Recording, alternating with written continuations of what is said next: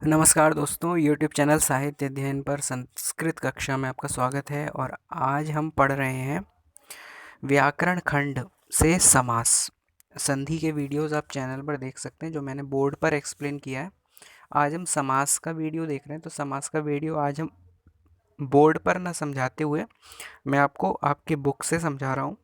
और यदि संभव हुआ तो बोर्ड पर भी जल्दी से वीडियो बनाएंगे, जिसमें आप अच्छे से समझ पाएंगे। हालांकि इसमें भी आप इस वीडियोस में भी अच्छे से समझ सकते हैं समास को।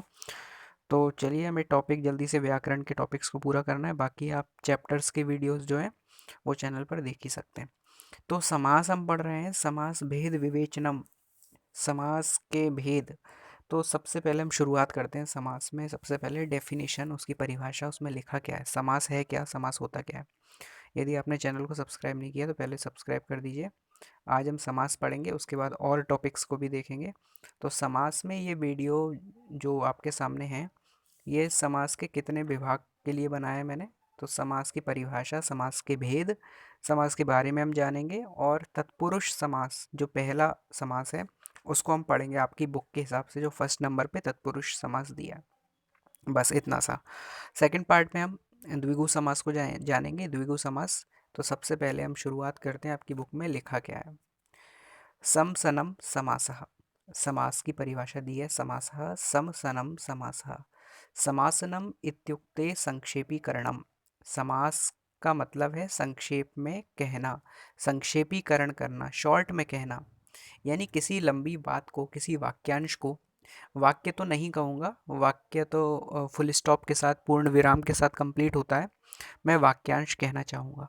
तो वाक्यांश को, किसी भी वाक्यांश को जब किसी एक शब्द में सीमित कर दिया जाता है, यदि मैं दूसरे लहजे में कहूँ तो दो या दो से अधिक शब्दों के मेल को समास कहते हैं। या किसी वाक्यांश को एक शब्द में सीमित कर देना समास कहलाता है। या मैं ये कहूँ कि अनेक शब्दों को एक शब्द में कह देना समास कहलाता है। या मैं यूँ कहूँ कि लंबी बात को शॉर्ट में कह देना समास कहलाता है, संक्षेप में कह देना। तो संक्षेप का अर्थ है शॉर्ट। इसलिए यहाँ पर लिखा है समसनम इत्युक्ते संक्षेपीकरण। समास का अर्थ है संक्षेप में कहना या संक्षेप करना। लिखा है द्वयो पदयो बहुनाम पदानाम व मेलनम समासः। दो पदों का या फिर बहुत सारे पदों का, द्वयो पदयो, यहाँ पे षष्ठी विभक्ति लगी है, दो पदों का, बहुनाम पदानाम वा यानी या फिर बहुत सारे पदों का, मेलनम समासः, मेलन ही समास है, मेल ही समास है। आगे लिखा है समास मध्ये पदानाम विभक्तिनाम लोपः भवति। समास में पदों की विभक्ति का लोप होता है, यानी पदों में जो विभक्ति का प्रयोग किया है उनका लोप करके शब्दों को मिला दिया जाता है। जैसे अगर मुझे बोलना है राम का, राजा का पुत्र, राजा का पुत्र यदि मुझे बोलना है, तो मैं का जो विभक्ति लगी है, षष्ठी विभक्ति यानी का लगा है, बीच में जो शब्द लगा है, उसका लोप करके दोनों शब्दों को मिला दूंगा। जैसे मैं बोलूँगा राजा का पुत्र, तो मैं बोलूँगा समास अगर इसका बनेगा राजा का पुत्र, तो बनेगा राजपुत्र। इसमें जो विभक्ति का चिन्ह था का, बीच में जो का लगा था, राजा का पुत्र, तो उसका का हट जाएगा और बन जाएगा राजपुत्र। तो यही होता है समास में, जो होता है विभक्तियों का लोप हो जाता है, जो बीच के विभक्ति चिन्ह होते हैं उनका लोप करके दोनों शब्दों को एक साथ करके लिख देते हैं। ये समास है, सीधी सी बात है ना। इसी को कहते हैं समास करना। यदि मैं दूसरे तरीके से आपको समझाऊं तो लंबी बात को शॉर्ट में कह देना समास कहलाता है। जैसे कि मैं एक उदाहरण अक्सर अपने क्लासेस में बच्चों को देता हूँ। जैसे कि मेरे पास फ़ोन आता है और कोई मुझसे पूछता है कि आप कहाँ पर खड़े हो, इस वक्त कहाँ पर हो, कोई मुझसे मिलने आ रहा है। तो मैं उसे बताऊंगा कि मैंने देखा अपने दाएं बाएं आगे पीछे चार रास्ते हैं, एक रास्ता आगे, एक रास्ता पीछे, एक रास्ता दाएं, एक रास्ता बाएं, और बीच में भी मैं खड़ा हूँ। जैसे कई जगह जो गोलंबर होते हैं, चौराहे होते हैं, इस प्रकार की जगह है, चार रास्ते हैं। तो मुझे नहीं पता है कि चौराहा इसको बोला जाता है, मुझे बस दिख रहा है कि चार रास्ते हैं, चार राह हैं। तो मैं उससे फ़ोन पर बोलूँगा मैं चार राहों के, राह यानी रास्ता, तो मैं चार राहों के समूह पर खड़ा हूँ। अब सोचिए कितना लंबा वाक्य हो गया, पहले से ही वाक्य है वो, और उसमें मैंने इतना लंबा और कर दिया, मैं 4 राहों के समूह पर खड़ा हूँ। अब यदि अगर मुझे समास करना आता है तो मैं इसको समास में बदल दूँ तो कैसे बनेगा? मैं चौराहे पर खड़ा हूँ। चौ यानी 4, राह यानी रास्ता, तो मैं चौराहे पर खड़ा हूँ। लंबी बात को शॉर्ट में कह देना ही समास कहलाता है। आपके समझ आ गया होगा। जैसे 4 रास्तों का समूह, इसको शॉर्ट में कहेंगे चौराहा। 3 रास्तों का समूह, इसको कहेंगे शॉर्ट में तिराहा। यही है समास। तो समास के भेद यहाँ पर दिए हैं। अच्छा, एक जो दिया है हमें यहाँ पे विभक्ति का लोप हो जाता है, उसके लिए एक उदाहरण दे के रखा है हमें। जैसे मैंने बताया था कि राजा का पुत्र, तो का लोप हो जाएगा, राजपुत्र हो जाएगा। ऐसे यहाँ पे दिया राज्ञः पुरुषः, यानी कि राजा का पुरुष। राजन धन, डस धन, पुरुष सु, तो यहाँ पे हो गया राजपुरुषः। सु यानी विसर्ग के लिए सूचित किया जाता है, तो ये राजपुरुषा कहने का सीधा सा मतलब, इतना डीपली ना जाए। तो राज्ञः पुरुषा, राज्ञा जो है षष्ठी विभक्ति लगी है, राजा का, पुरुषा यानी पुरुष, राजा का पुरुष। तो विभक्ति सूचक चिन्ह को हम लोप कर देंगे, तो इसका विभक्ति हट जाएगी, का शब्द हट जाएगा, तो हो जाएगा राजपुरुषः।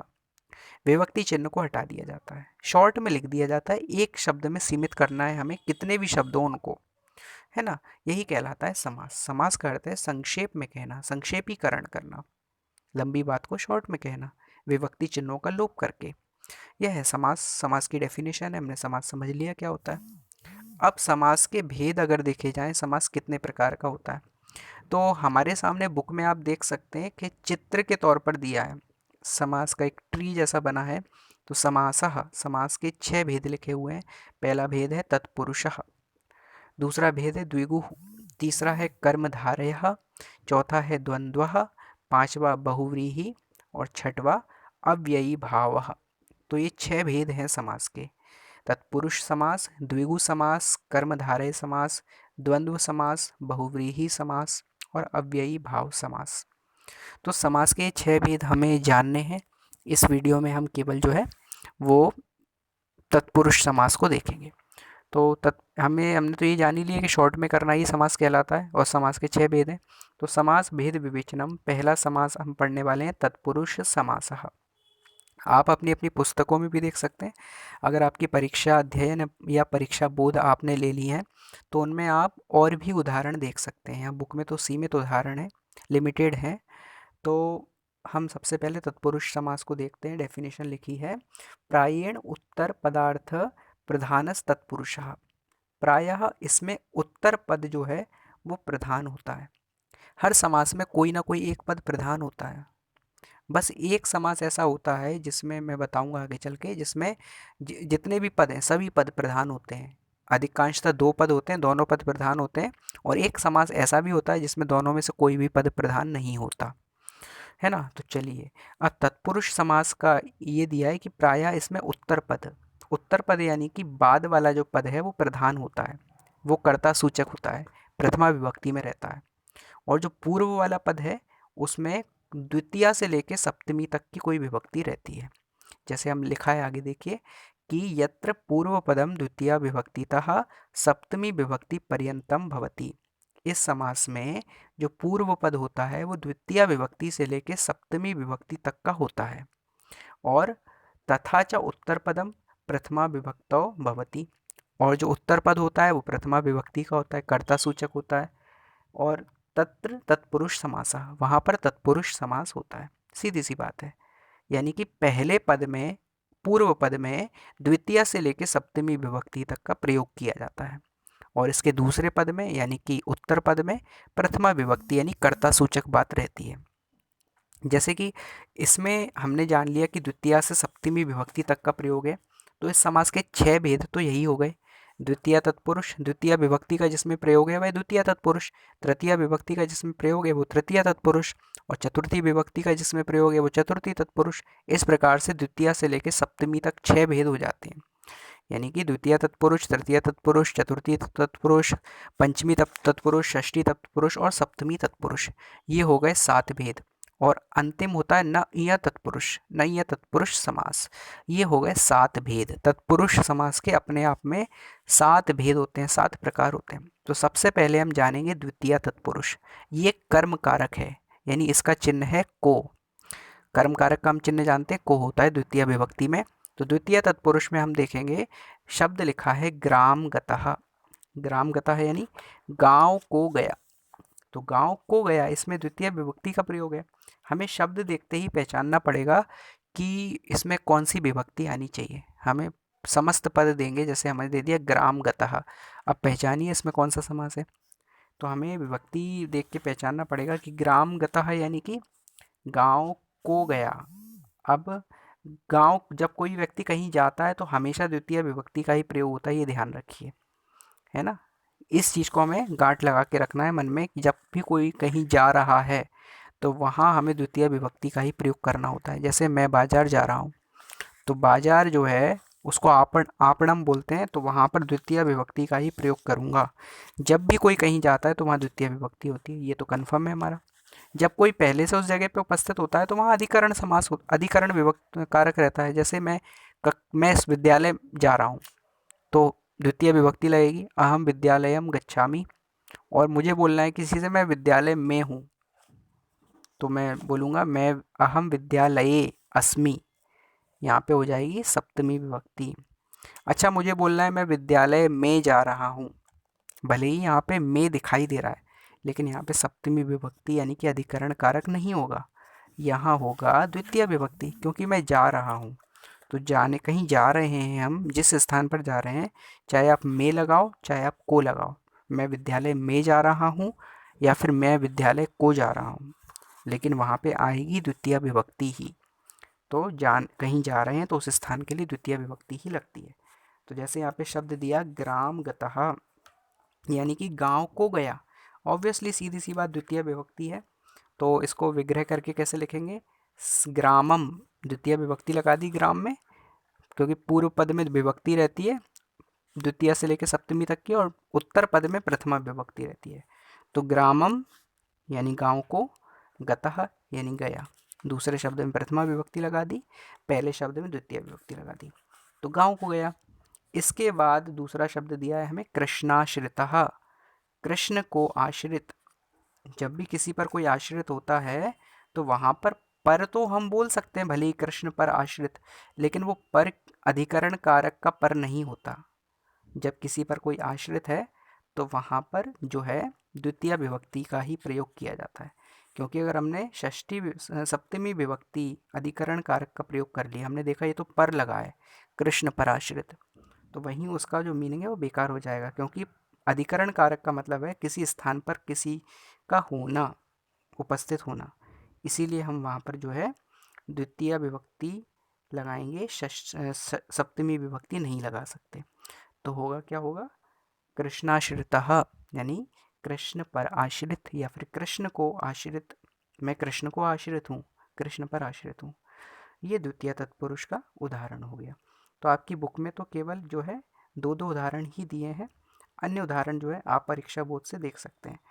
अब यदि मैं आगे बढ़ना चाहूँ तो तृतीय तत्पुरुष का मैं देखता हूँ। तृतीय तत्पुरुष के में दिया है बाण हतः। जब किसी वस्तु के द्वारा कुछ काम होता है तो वहाँ पे तृतीय विभक्ति होती है। उपकरण यानी किसी वस्तु के द्वारा, किसी उपकरण के द्वारा कोई कार्य हो रहा है तो हमेशा वहाँ पर तृतीय विभक्ति का ही प्रयोग किया जाता है। तो ये तृतीय विभक्ति का प्रयोग है, इसीलिए यहाँ पे तृतीय तत्पुरुष होगा। जैसे बाण हतः यानी बाण के द्वारा घायल, मारा हुआ, तो बाणेन, बाण के द्वारा, तृतीय विभक्ति लगेगी, तो बाणेन हतः, बाण के द्वारा घायल, मारा हुआ। इसके बाद जो है अगला शब्द दिया है अग्निदग्धा। तो बाण में हमने तृतीय विभक्ति लगाई थी, बाणेन, अकारांत शब्द में एन लग जाता है, जैसे राम है तो रामेण, जनक है तो जनकेन, बालक है तो बालकेन, ऐसे ही बाण है तो बाणेन। अब दिया है अग्निदग्धा, अग्नि के द्वारा जला हुआ, आग के द्वारा जला हुआ, तो अग्नि में भी तृतीय विभक्ति लगेगी क्योंकि अग्नि के द्वारा जला है, तो अग्नि में लगेगी तृतीय विभक्ति, तो हो जाएगा अग्निना। इकारांत शब्द है अग्नि, छोटी ई पर अंत हो रहा है। बाण जो था वो अकारांत था क्योंकि छोटे आ पर अंत हो रहा था। तो अग्नि जो है इकारांत शब्द है, इकारांत शब्द की तृतीय विभक्ति के लिए ना लगा देते हैं। जैसे हरि है तो हरिणा, मुनि है तो मुनिना, और अग्नि है तो अग्निना। अग्निना दग्धः, आग से जला हुआ, दग्ध यानी जला। तो अग्नि में तृतीय विभक्ति और दग्धा में प्रथमा विभक्ति। इसके बाद आता है चतुर्थी तत्पुरुष समास। तो चतुर्थी तत्पुरुष समास में जो है चतुर्थी विभक्ति का प्रयोग है। लिखा है दीन दानम, तो दान दे रहे हैं। जब भी किसी को कोई दान दिया जाता है तो वहाँ पर हमेशा चतुर्थी विभक्ति लगती है, ये हमें याद रखना है। किसी को नमस्कार किया जा रहा है, किसी को दान दिया जा रहा है, किसी को यज्ञ किया जा रहा है, किसी के लिए बलि दी जा रही है, कुछ अर्पण किया जा रहा है ना, स्वस्ति किया जा रहा है, स्वाहा किया जा रहा है, नमः किया जा रहा है। तो नमः के लिए, स्वस्ति के लिए, स्वाहा के लिए, दान के लिए, देने के अर्थ में हमेशा चतुर्थी विभक्ति ही होती है। जैसे मुझे बोलना है दीन को दान, तो यहाँ पर भले ही को आ रहा है लेकिन ये को कर्म कारक वाला नहीं है, ये है दीनाय दानम, दीन के लिए दान। दीन को दान, भले ही आप को बोल लो या फिर के लिए बोल लो, आएगी तो चतुर्थी विभक्ति ही, क्योंकि देने के अर्थ में, दान के अर्थ में चतुर्थी विभक्ति रहती है।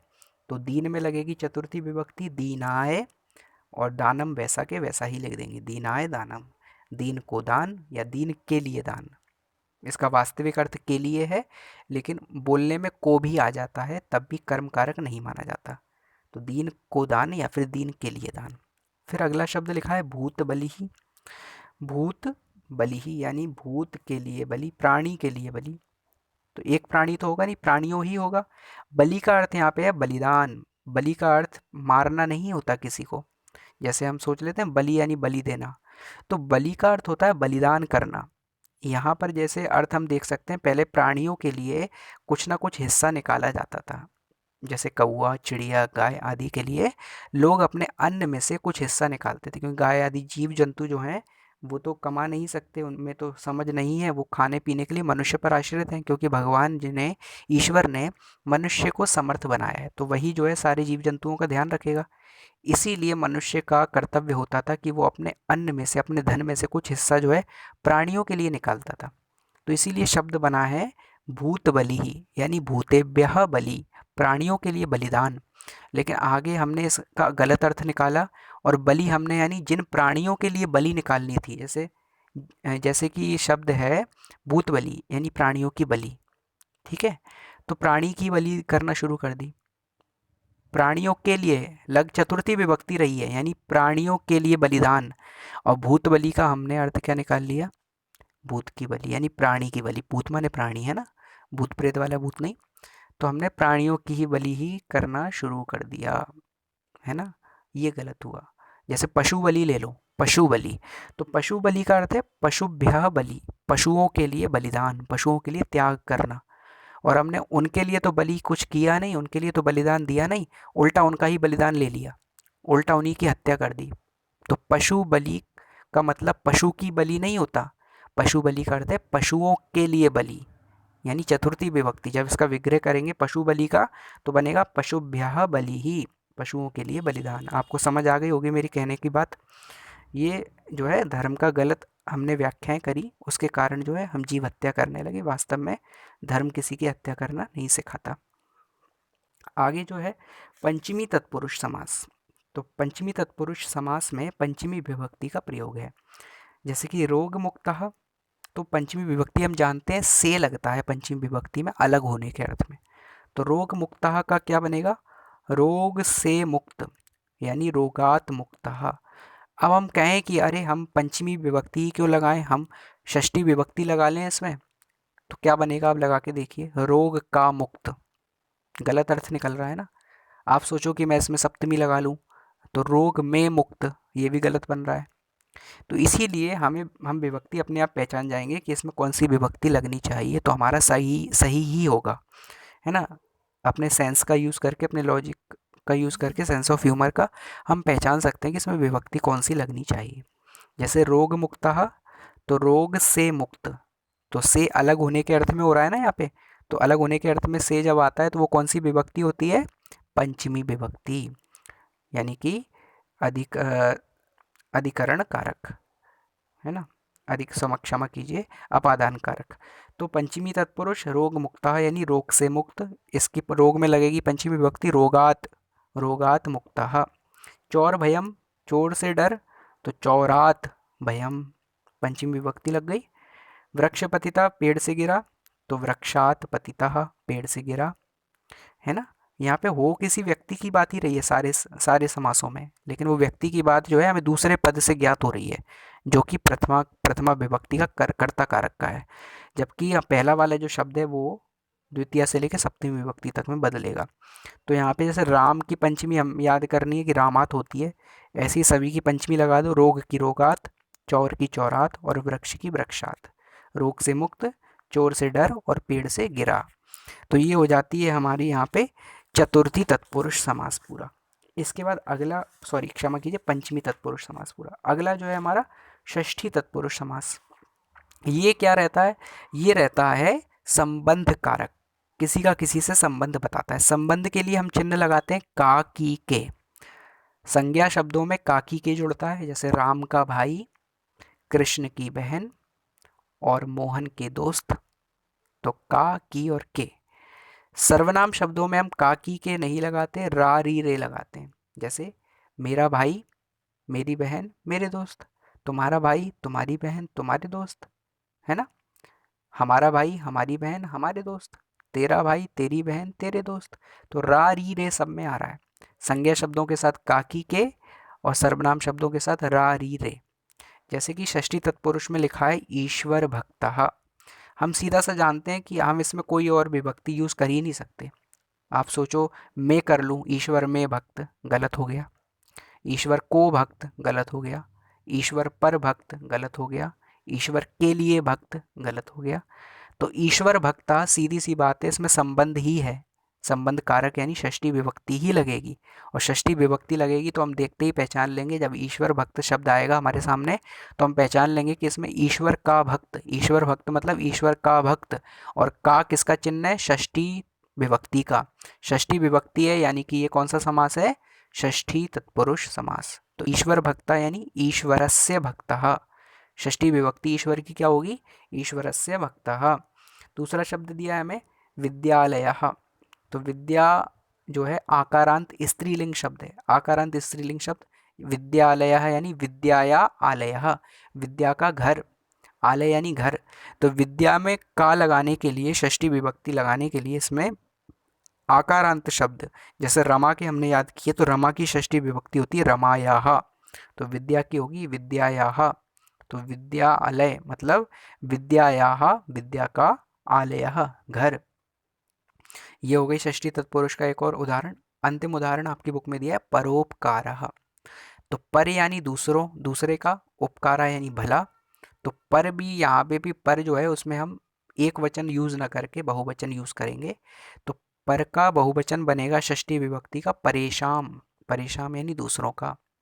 परेशाम उपकारः, दूसरों का उपकार, दूसरे का भला। ये हो गया यहाँ पे षष्ठी तत्पुरुष, जो का, की, के चिन्ह के लोप के अर्थ में प्रयुक्त हुआ है। इसके बाद आता है सप्तमी तत्पुरुष यानी कि अधिकरण कारक। यहाँ हम देखते ही पहचान लेंगे, जैसे जलमग्नः यानी जल में डूबा, है ना, मग्न यानी डूबा। अब को तो लगा नहीं सकते, का भी नहीं लगा सकते, की भी नहीं लगा सकते, देखते ही पहचान जाएंगे हम। जल का डूबा, जल को डूबा, जल के लिए डूबा, ये तो होगा ही नहीं। तो जल में डूबा मतलब हम जलमग्न शब्द को देखते ही पहचान लेंगे कि इसमें में आ रहा है, और में कौन सा होता है? अधिकरण कारक यानी सप्तमी विभक्ति। तो सप्तमी विभक्ति है तो कौन सा समास हो गया ये? सप्तमी तत्पुरुष समास। जलमग्न है यानी कि इसको सप्तमी विभक्ति लगाएंगे जल में, तो जले, मग्नः जल में डूबा। सभा पंडिता, सभा में पंडित। तो सभा आकारांत शब्द है, आकारांत शब्द की सप्तमी विभक्ति, जैसे रमा की रमायाम होगी, तो सभा की सभायाम। सभा पंडिता है यानी कि सभायाम पंडिता, सभा में पंडित। फिर कार्य निपुणः, कार्य में निपुण। तो कार्य निपुणः को करेंगे विग्रह, तो कार्ये यानी कार्य में। एक ही मात्रा लगाते हैं हम आकारांत शब्दों में। राम का रामे, जल का जले, कार्य का कार्ये। तो कार्ये निपुणः, कार्य में निपुण। ये हो गई सप्तमी तत्पुरुष समास। ये हमने द्वितीय से सप्तमी तक के कर लिए। अब जो अंत है हमें दिया न इय तत्पुरुष। यहाँ पे नकारात्मक यानी कि मना करने के लिए इस शब्द का यूज़ किया जाता है। जैसे असत्यम शब्द है, इसके अधिकांशतः शब्दों में शुरुआत में आ लगा रहता है। ये विपरीतार्थक का बोध कराते हैं, जैसे सत्य, जो सत्य नहीं है, असत्यम, तो इसका विग्रह कुछ नहीं करना, आ हटा के ना लगा देना है, न सत्यम। अद्वितीय, तो न द्वितीय। अनुपस्थित यानी कि न उपस्थित। अनादर यानी कि न आदर। अज्ञान यानी कि न ज्ञान। अज्ञानी यानी कि न ज्ञानी। इसके शुरुआत में आ ज़रूर लगा होगा, तो आ देखते ही आप पहचान लेंगे कि ये मना करने के लिए हो रहा है। जैसे ज्ञानी का ज्ञानी, ज्ञान का ज्ञान। जब विपरीतार्थक शब्द हमें दिखाई देते हैं, असत्य, अज्ञान, अद्वितीय, अनादर, अज्ञानी, ठीक है, अशिष्ट, अवशिष्ट, इस प्रकार के शब्द जो हैं वो न ईय तत्पुरुष में आते हैं, यानी ये मना करता है, नकारात्मक होता है। और इसका विग्रह करने के लिए कुछ नहीं किया जाता है। जैसे असत्यम है तो आ हटा के ना लगा देते हैं, असत्यम का बन जाएगा न सत्यम। अद्वितीय का बन जाएगा न द्वितीय। अनुपस्थित का न उपस्थित। अनादर का न आदर। अज्ञान का न ज्ञान। और अज्ञानी का न ज्ञानी। इस प्रकार से यहाँ पे तत्पुरुष समास के हमने आपकी बुक में से सारे उदाहरण देख लिए। कुछ और उदाहरण मैं आपको बता देता हूँ। कुछ उदाहरण जो है आप अपनी परीक्षा बोध या अध्ययन में से समझ लेंगे। जैसे कि हमने पहले देखा था कौन सा समास, द्वितीय तत्पुरुष। द्वितीय तत्पुरुष का और उदाहरण हो सकता है सुख प्राप्तः, यानी सुख को प्राप्त, सुखम प्राप्तः।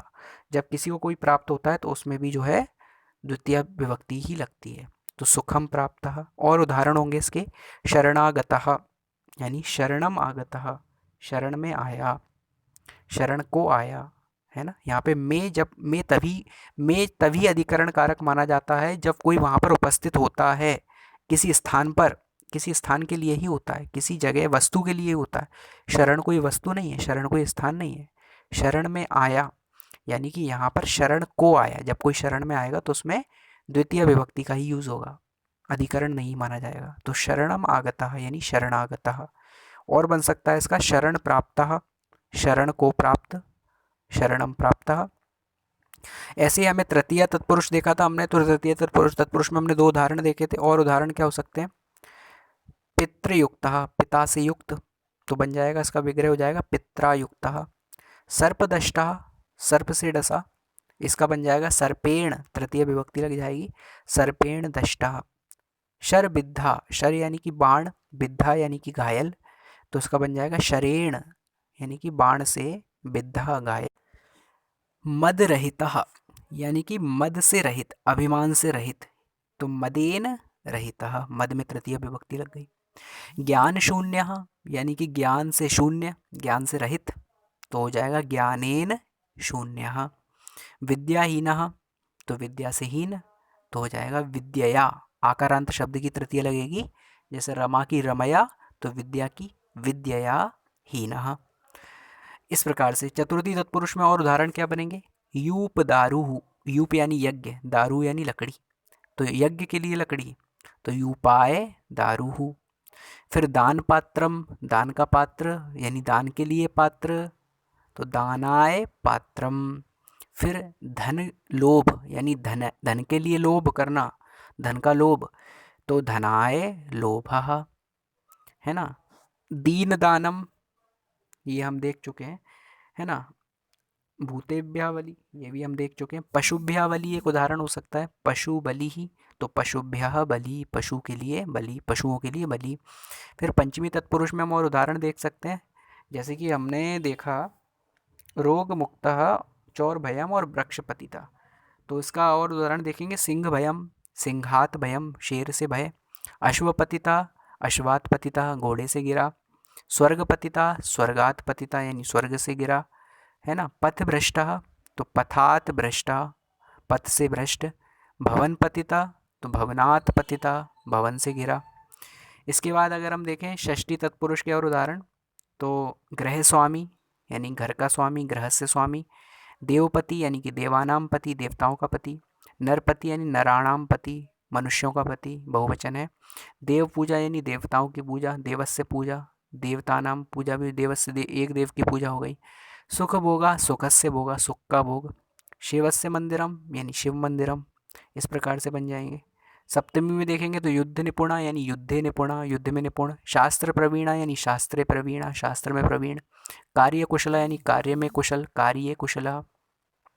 और अगर हम यहाँ पे नाइय तत्पुरुष के देखें तो अकुशला, यानी न कुशला। अपूज्य, यानी न पूज्य। अधार्मिक यानी न धार्मिक, ऐसे अनेक उदाहरण बन सकते हैं। अनादि यानी कि ना आदि, असुखम यानी कि ना सुखम, असत्यम यानी कि ना सत्यम, ऐसे बहुत सारे बन जाएंगे। अज्ञान का बनेगा न ज्ञान, अज्ञानी का बनेगा न ज्ञानी, है ना। अनादि, अन, न आदि बनेगा। तो ऐसे विग्रह में जब भी आएगा आ वाले शब्दों को ना में बदल देंगे, ये विग्रह होगा इनका। तो इस प्रकार से ये तत्पुरुष समास इसी प्रकार से बनते हैं। ये तत्पुरुष समास के 7 भेद हमने पढ़ लिए। तो इसके बाद आपको और वीडियोस में अन्य समास भी दिखाई देंगे। अभी के लिए फ़िलहाल इतना ही। चैनल को सब्सक्राइब ज़रूर करें। बहुत बहुत धन्यवाद। नमस्कार दोस्तों।